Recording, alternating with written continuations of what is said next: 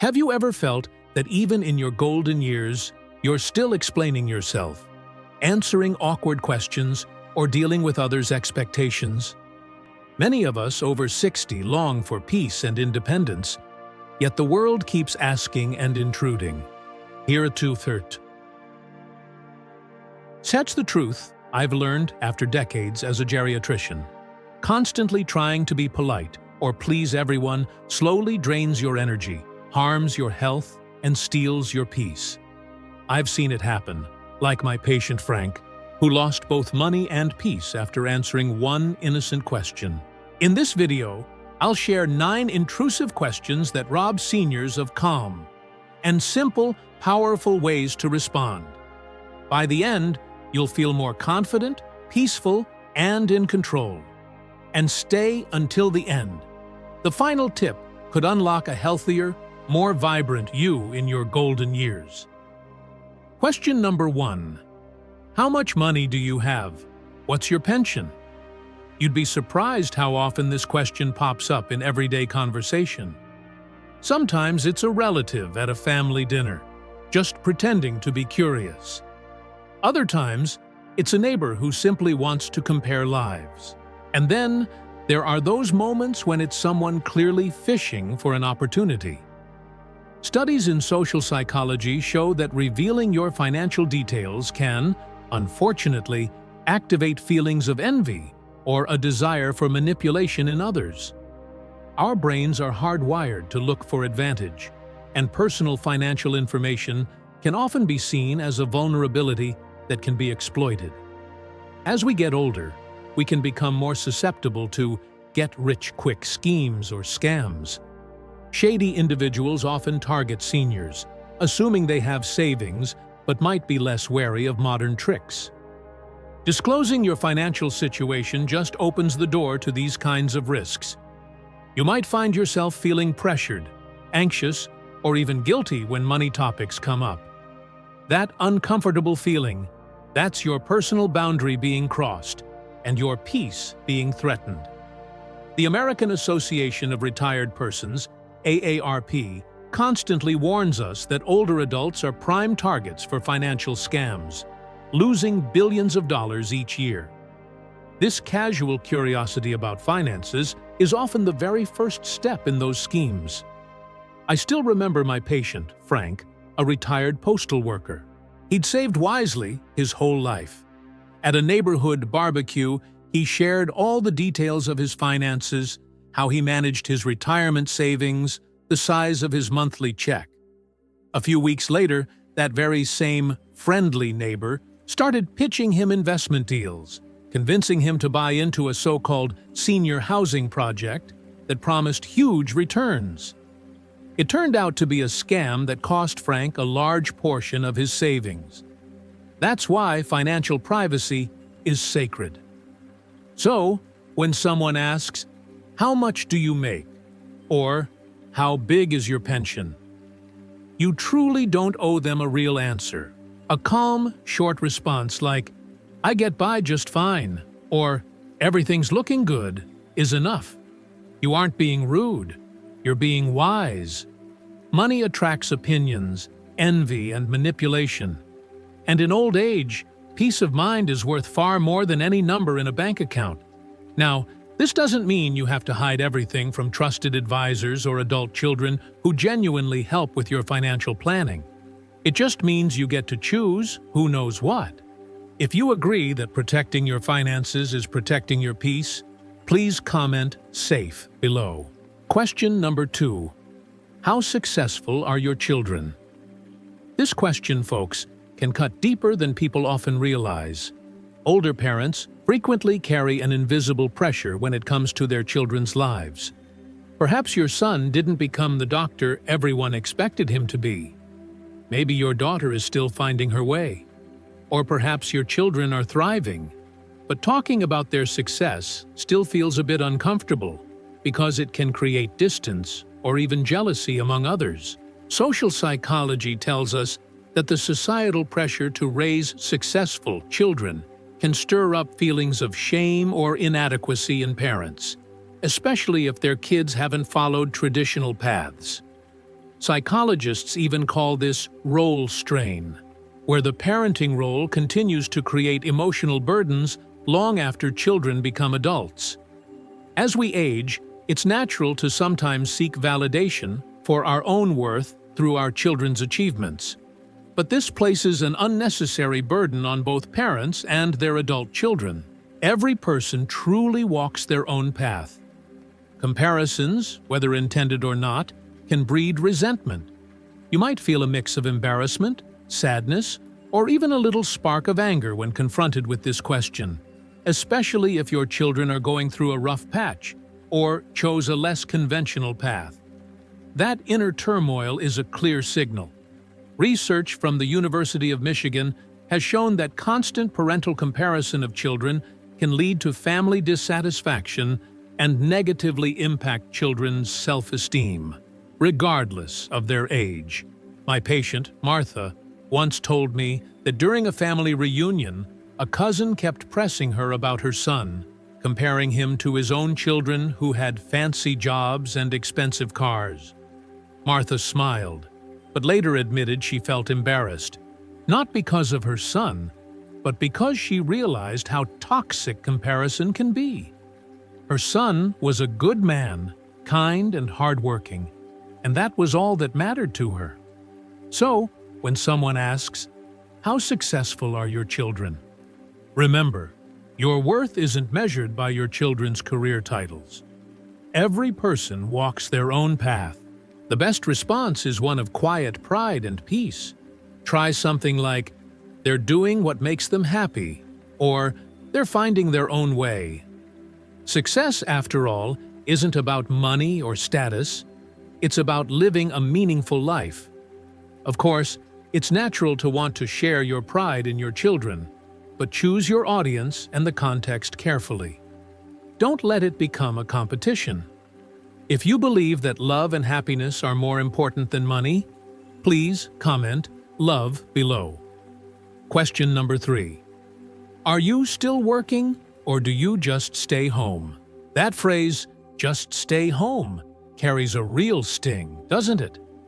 Our society often equates busyness with purpose, as if resting means laziness. But retirement, dear friends, is not a punishment. It's a well-earned season of renewal.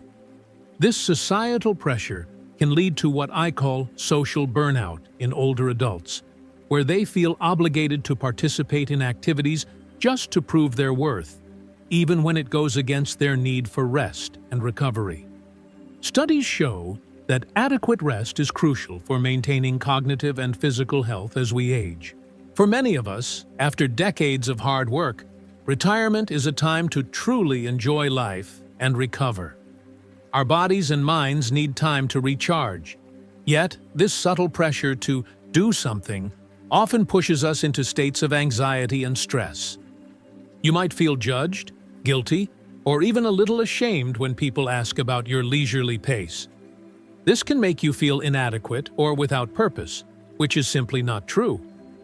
In fact, the National Institute on Aging, NIA, actively encourages older adults to seek out activities that bring them joy and relaxation, rather than feeling bound by social obligations or the pressure to be constantly busy. I knew a retired teacher named Eleanor who, at first, felt ashamed because she didn't volunteer like all her friends did. She simply enjoyed staying home, tending to her plants, and reading books. One day, a friend teased her, saying she should get out more. Eleanor smiled and said, "I've spent 40 years shaping minds. Now, I'm shaping peace." That's the heart of being unbothered. You don't owe anyone an explanation for how you spend your time. For some, fulfillment means gardening, volunteering, or painting. For others, it means resting, watching birds, or having tea with a friend. You don't defend your choices. You live them quietly, with confidence. You know what brings you peace, and you don't let anyone make you feel guilty for living your life your way. Of course, staying socially connected and engaging in meaningful activities is important. But these choices should always come from your genuine desires, not from external pressure. If you believe that peace at home is a valuable goal, please comment home below. Question number 4. What do you think of your son's or daughter's partner? This one, my friends, is truly dangerous because it often hides behind innocent curiosity. Maybe a friend asks about your child's new relationship, or a relative wonders if you approve. But answering such a question, especially honestly, can spark unnecessary conflict. Family psychology clearly shows that when parents express negative opinions about their children's partners, it can create a loyalty conflict for the children, forcing them to choose sides and causing rifts in relationships. Once words are spoken, they travel far, sometimes straight back to your children. As we age, our desire to protect our children remains strong, but expressing that protection by criticizing their partners often backfires. It's crucial to respect our adult children's autonomy. You might feel caught in the middle, torn between wanting to be honest and the risk of damaging your relationship with your child. That inner tension, that's a red flag. Many studies on family dynamics point out that excessive parental interference in adult children's relationships is one of the leading causes of family stress and conflict. There was a story of an older father, Arthur, whose daughter was dating a man he didn't particularly like. A neighbor once asked what he thought of the young man. Arthur replied that he wasn't sure the guy was good enough for his daughter. A week later, that very comment reached his daughter's ears, and their relationship became strained for years. He told me later that he had learned his lesson. If someone asks about your child's partner, stay neutral. Say something simple like, "I trust their judgment," or "They seem happy together." That's all that's needed. You protect your child's autonomy and your own peace of mind. Don't make yourself the referee in your child's relationship. Now, if there are serious concerns about your child's safety or well-being, that's a different matter. In those cases, you should talk directly to your child, privately and supportively, not gossip with others. If you believe respect is key, please comment "respect" below. Question number 5. Did you hear what happened to your neighbor, friend, or church member? Gossip. It's the oldest form of entertainment, and frankly, the most draining. It wears down your spirit in tiny, insidious ways. Psychologists have shown that engaging in gossip can trigger stress responses in the brain, leading to the release of cortisol. While there might be a temporary rush from hearing juicy details, in the long run, it breeds anxiety and guilt, ultimately diminishing your mental well-being. Many older adults fall into gossip circles without realizing how much it saps their emotional balance. With more free time in retirement, the temptation to engage in these conversations can increase, but the cost to your inner peace is significant. You might find yourself feeling anxious, sad, or heavy after participating in gossip. Your sleep could even be affected. Those are your body's signals telling you this isn't good for you. A study from the University of California, Berkeley, found that individuals who frequently listen to or engage in gossip tend to report lower levels of happiness and higher levels of stress. I know a woman at my local senior center, Susan, kind-hearted, always smiling. But she once confided that after spending afternoons chatting with certain friends, she went home feeling anxious and sad. They'd talk about who was sick, whose children were struggling, whose marriage was falling apart. None of it added joy to her day. She decided to stop participating. She still greeted people warmly, but when the gossip started, she quietly excused herself. Within weeks, she noticed her mood improve, her sleep deepen, and her mornings feel lighter. That's the power of being unbothered. When you choose not to react to gossip, you're not being unfriendly. You're protecting your soul. Remember this: peace grows where silence lives. If you can't excuse yourself immediately, Try gently changing the subject to something more positive. Protect your emotional energy. Don't let it be stolen by others' negativity. Your peace is worth more than a moment of fleeting curiosity. This doesn't mean you should avoid social interactions entirely. It just means being aware of when a conversation turns negative and knowing how to politely disengage. If you want to protect your peace from gossip, please comment "quiet" below. Question number 6. Can you help me with? Usually followed by something physically or emotionally demanding. For many seniors, this is the hardest request to turn down. You've spent a lifetime helping others, raising children, caring for parents, volunteering, lending a hand.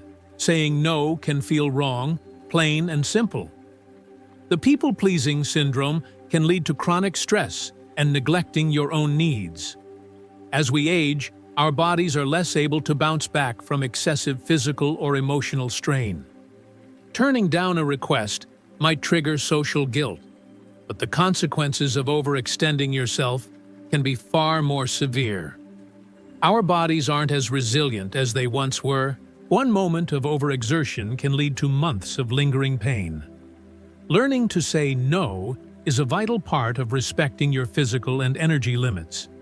You might feel utterly exhausted, achy, or even angry with yourself after pushing too hard to help someone. These are clear signals that you've pushed past your healthy boundaries. Research from Johns Hopkins University on aging emphasizes that maintaining personal boundaries and avoiding overactivity is crucial for preventing injury and preserving quality of life for older adults. I remember an elderly neighbor, Tom, who tried to help his friend move a couch one afternoon. He didn't want to disappoint anyone, but in the process, he strained his back so badly that he couldn't walk properly for weeks. He told me afterward that he finally understood.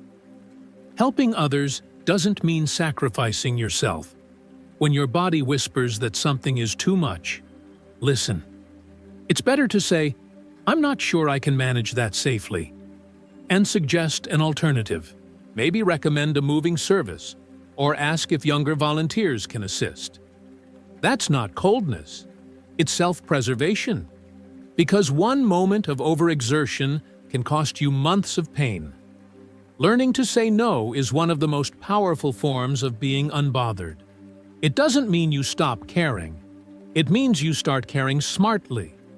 You choose where to give your time, energy, and strength. And that choice keeps you healthy and available for the moments that truly matter. You can still help by offering advice, emotional support, or connecting them to appropriate resources. Not all help requires your physical exertion. If you've learned to say no to protect yourself, please comment "no" below. Now, let's move to our final category: questions that quietly steal your energy. As we age, our emotional energy becomes incredibly precious. It's like a battery that no longer charges overnight the way it used to. Every unnecessary conversation, every forced explanation, every obligation we accept out of guilt drains that battery. So, being unbothered means learning to say, "My peace comes first." Question number 7. Why don't you come out more, attend this event, or join that group? There's an invisible pressure on many retirees to stay active all the time, to go to every luncheon, reunion, or club meeting. And while staying social is healthy, it's not supposed to feel like a full-time job. The phenomenon of social overload can actually lead to emotional exhaustion and increased stress levels.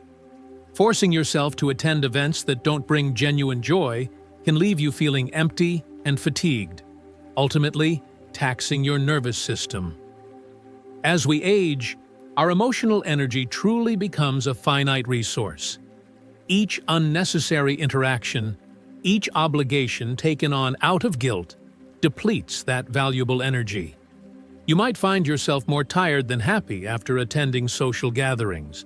The endless small talk and forced laughter can start to feel like emotional labor. A study published in the Journal of Geriatric Psychiatry highlights that the quality of social relationships is more important than the quantity, and that loneliness is not about being alone, but about feeling disconnected. Take Susan, for example, a retired nurse in her 70s. She used to join every neighborhood event because she didn't want to seem antisocial. But after a while, she realized she came home more tired than happy. So, she cut down her commitments, just attending 2 monthly meetings that truly interested her. 1 gardening club and 1 book group. Her energy came back. Her smile became genuine again. That's the beauty of maturity.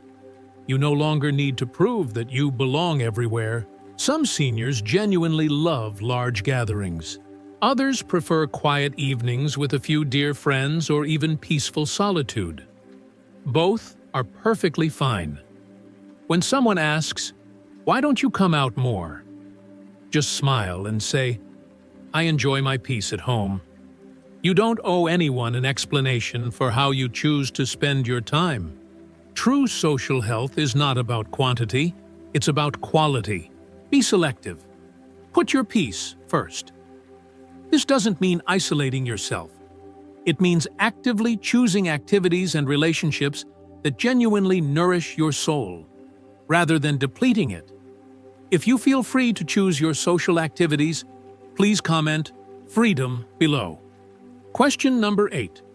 Why don't you use social media more or reply faster? We live in a time where people think being constantly online equals being connected. But for older adults, that digital pressure can be exhausting. Constant notifications from social media can create information overload and trigger your body's fight or flight response, increasing your heart rate and anxiety levels. Our brains simply aren't designed to handle this relentless stream of information, especially as we age and our ability to focus might naturally decline. All those messages, notifications, and endless group chats can easily rob your mental calm. Seniors can feel pressured to keep up, leading to stress and a sense of inadequacy. You might find yourself feeling anxious when your phone buzzes, or tense when you see hundreds of unread messages. Your mornings could start with stress instead of peace. A report from the Pew Research Center indicates that while social media offers connection benefits, it's also a significant source of stress for older adults, with 29% of users over 65 reporting feeling overwhelmed by information. I once met an older gentleman named George who joined Facebook to keep up with his children and grandkids. It started well until he was added to several online groups. Every morning, hundreds of messages flooded his phone. Jokes, rumors, debates, even arguments about politics. It got to the point where his mornings began with stress instead of peace. One day, he decided to delete most of the apps and check messages just twice a week. He said it was the best decision he had made that year. He still talked to his family, but on his terms, not on the internet's schedule. Being unbothered in the digital age means choosing peace over constant interaction. Technology is a wonderful tool, but you should be the master, not the servant. You can enjoy its benefits without being consumed by it. It's perfectly fine to say, "I'll check messages when I can." Those who truly care about you will understand. Set your own digital boundaries. Don't let a small screen dictate your big life. This isn't about abandoning technology entirely. It's about using it mindfully and with control. If you've ever felt overwhelmed by your phone, please comment offline below. Question number 9. What do you think about that political or religious issue? This one, my friends, may be the most draining of all, because such discussions rarely lead to understanding. They usually lead to arguments. Debates about politics and religion often activate confirmation bias, where people only listen to information that reinforces their existing views. This creates polarization and intensifies feelings of division, leading to psychological stress and even increased blood pressure. Everyone wants to be right, and in today's world, opinions are loud while listening is rare. Constantly trying to convince or defend your point of view is a significant waste of emotional energy. You might feel frustrated, angry, or disappointed after engaging in these debates. Your inner peace is disturbed, and you realize nothing was resolved. Numerous studies on communication show that when debates become highly personalized, the chances of reaching consensus or understanding dramatically decrease, leaving only tension and conflict. A retired pastor once told me that after years of community debates, he finally realized something profound. People don't actually want your opinion. They want confirmation of their own. So, he stopped debating. Instead, when controversial topics came up, he simply said, "I can see both sides," and moved on. That's emotional intelligence in action. You don't have to prove your wisdom by joining every argument.